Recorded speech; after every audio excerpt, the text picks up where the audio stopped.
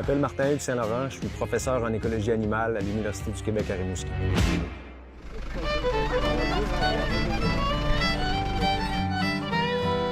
Ici, on est à Rivière-Ouelle, sur les battures du fleuve Saint-Laurent, et on participe avec nos étudiants à une pêcherie commerciale à l'anguille pour mieux apprendre qu'est-ce que c'est cette espèce-là et comment on est en mesure de suivre l'évolution de la population. C'est des pêches qui sont installées depuis le début des années 1700, avec une méthode qui n'a pas vraiment beaucoup changé, qui était efficace à l'époque, qui l'est encore aujourd'hui. C'est beau. Mes grands-parents avaient un chalet sur le bord du fleuve Saint-Laurent, puis j'allais passer beaucoup de temps là l'été. Puis je pataugeais dans les flaques d'eau, j'essayais de découvrir tout plein de choses. Et on capturait du capelin, je voulais voir comment c'était fait en dedans. Et de fil en aiguille, bien, ma curiosité scientifique s'est orientée davantage vers la biologie que vers d'autres sciences. J'ai eu la chance dans ma formation scientifique de côtoyer des enseignants d'une qualité inestimable.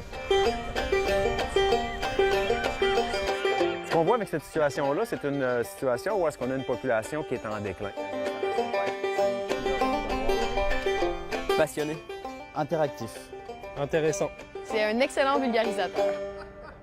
Un bon professeur à l'université, ou un bon professeur tout court, c'est quelqu'un qui a la passion de son domaine et qui a plusieurs manières d'expliquer le même concept pour s'assurer d'avoir trouvé le chemin qui le relie à chacun des étudiants. Donc c'est très, très gratifiant de les voir progresser, de les voir apprendre, de les voir comprendre, et après ça, de les voir diplômés, puis les rencontrer après quelques années sur le marché de l'emploi.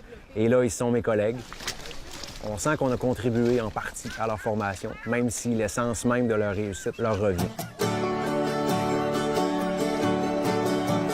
Si j'avais un quelconque pouvoir d'influence, je m'assurerais d'avoir des étudiants qui sont intéressés et à qui on offre des chances de réussir avec un financement universitaire à la hauteur de nos aspirations.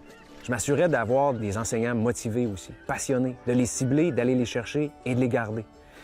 Mais surtout, je m'assurerais, parce que notre enseignement est à la marge de l'enseignement et de la recherche, de continuer à supporter le monde de la recherche. Parce que ce qu'on enseigne aujourd'hui, c'est ce qu'on a trouvé hier. Donc, on doit réussir à faire les investissements requis dans la recherche et dans l'enseignement pour produire les décideurs et les décideuses de demain. Je suis toujours optimiste. La nature est résiliente et les gens aussi.